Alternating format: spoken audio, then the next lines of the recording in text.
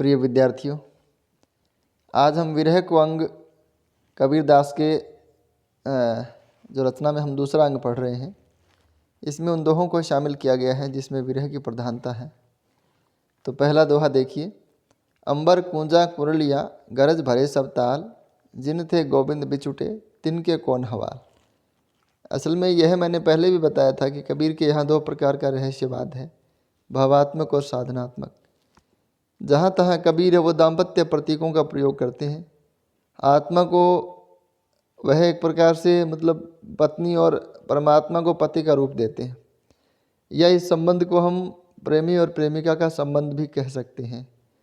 तो इस प्रकार के संबंध में जब आत्मा विरह का अनुभव करती है, विरह का मतलब होता है बिछड़ने का दुख।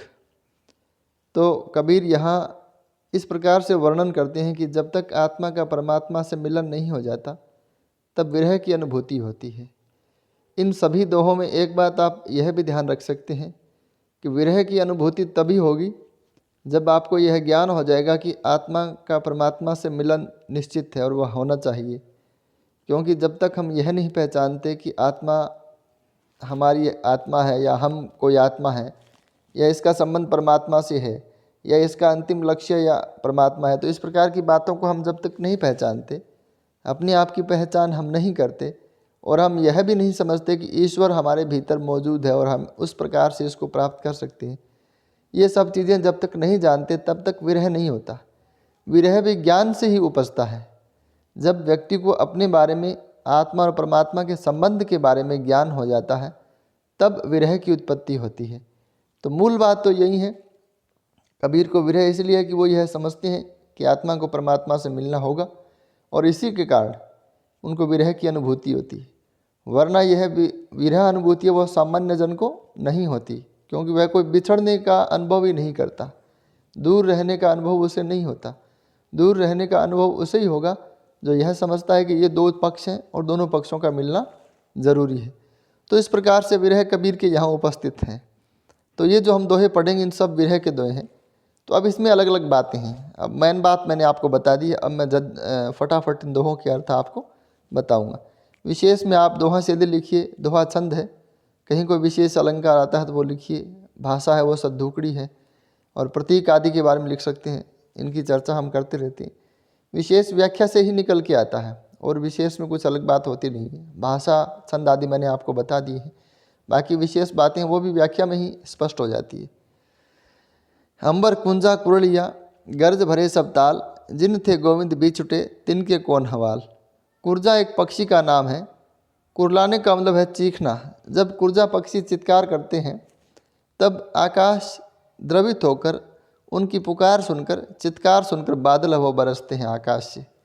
तो कबीरदास कहते हैं कि अगर कुर्जा पक्षी को पानी का विरह है, पानी से दूर रहने का उसको दुख है कुर्जा को, और जब वह इस वेदना को व्यक्त करता है, चीख पुकार करता है, चित्कार करता है, तो उसकी वेदना फिर बादल सुनता है और बरसता भी है।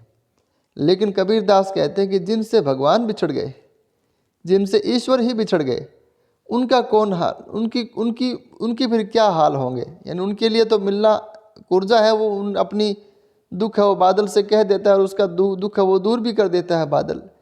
लेकिन ईश्वर से बिछड़ने के बाद, परमात्मा से बिछड़ने के बाद जो दुख होता है उसको फिर कौन दूर कर सकता है दूसरा परमात्मा के अलावा। तिनके कौन हवाल, उनके क्या हाल है, वो किसके सहारे जिएंगे। अंबर कुंजा, अंबर यानी आकाश में, कुंजा यानी कुर्जा पक्षी, कुरलिया यानी चित्कार करना, गरज भरे सब ताल, तो आकाश में गर्जना होती है और सब तालाब भर जाते हैं और कुर्जा पक्षी अपनी प्यास बुझाते हैं। लेकिन जिन थे गोविंद बिछुटे, लेकिन जिनसे भगवान उठ गए, ईश्वर उठ गए, तिनके कौन हवाल, उनके क्या हाल होंगे।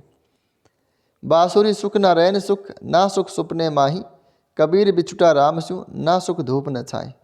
कबीरदास कहते कि राम से बिछड़ने के बाद में किसी भी परिस्थिति में सुख नहीं है, चाहे वो दिन हो चाहे रात हो। बांसुरी सुख, बासर कहते हैं रात को, बासर दिन को कहते हैं। रैन सुख यानी न रात को सुख है, ना सुख सुपने माही, ये सुहिन्य नहीं है, सुपने हैं। ये कुछ शब्द हैं वो गलत हैं तो अपने सही कर लेते हैं। सुहिन्य नहीं है, ये सुपने हैं। ना सुख सुपने माही, कबीरदास कहते हैं कि न तो दिन में सुख है, न रात में और न सपने में। कबीर बिछुटा राम स्यूं ना सुख धूप न छाह। कबीर दास कहते हैं कि राम से बिछड़ने के बाद न तो धूप में सुख है और न ही छाया में सुख है। यहाँ इसके प्रतीकात्मक अर्थ भी निकाले जा सकते हैं। धूप का मतलब है विपत्ति और सुख का मतलब है संपत्ति। अगर राम साथ में है, ईश्वर साथ में है, तो विपत्ति में भी सुख मिल जाता है, नहीं तो संपत्ति में भी नहीं मिलता। और बासर और रैन, इनका भी मतलब उजाला अंधेरा, इस प्रकार से हम ले सकते हैं। ना सुख सुपने माही, अगर हम माया में रहें, भ्रम में रहें, फैंटेसी में रहें तो भी सुख नहीं है, भले ही, क्योंकि फैंटेसी को और सपने को एक दिन छोड़ना ही पड़ता है। तो इस प्रकार से इसके प्रतीकात्मक अर्थ भी निकाले जा सकते हैं। मुआ पीछे जिन मिले कहे कबीरा राम, पाथर घाटा लोह सब पारस कोने काम। मुआ पीछे जिन मिले कहे कबीरा राम। कबीरदास कहते हैं कि धारणा यह मानी जाती है कि मरने के बाद में आदमी राम के पास चला जाता है, या मरने के बाद में आदमी स्वर्ग या नरक जाता है।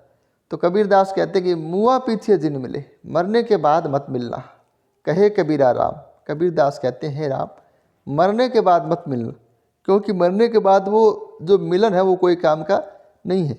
पाथर घाटा लोह सब पारस कोने काम।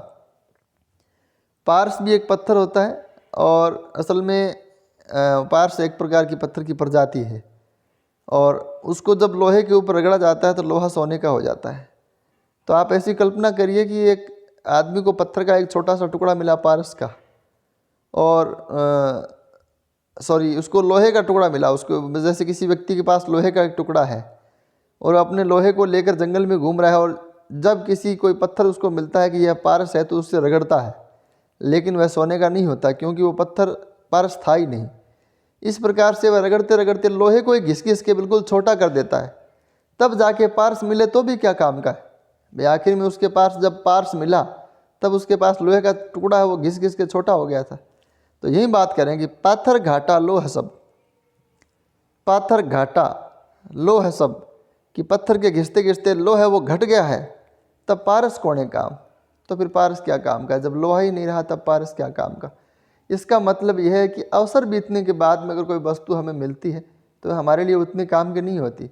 यह जीवन में लागू होती है, चाहे वो कोई अपना जॉब हो, चाहे कोई किसी भी प्रकार की सफलता हो, विवाह हो, कुछ भी हो, जब वह उम्र बीतने के बाद, समय बीतने के बाद में मिलती है तो उसकी जो सार्थकता है वो बहुत कम रह जाती है। तो यही बात कबीरदास कहते हैं कि मुआ पीछे जिन मिले कहे कबीरा राम। कबीरदास कहते हैं कि मरने के बाद भले मत मिलना, उससे मुझे कोई फ़ायदा नहीं होगा। जिस प्रकार से लोहे को रगड़ रगड़ के लोहा ही जब कम रह गया है तो पारस का मिलना फिर कोई सार्थक नहीं है। तो इस वीडियो में इतना ही, बाकी अगले वीडियो में पढ़ेंगे। छोटे छोटे वीडियो हम बना रहे हैं।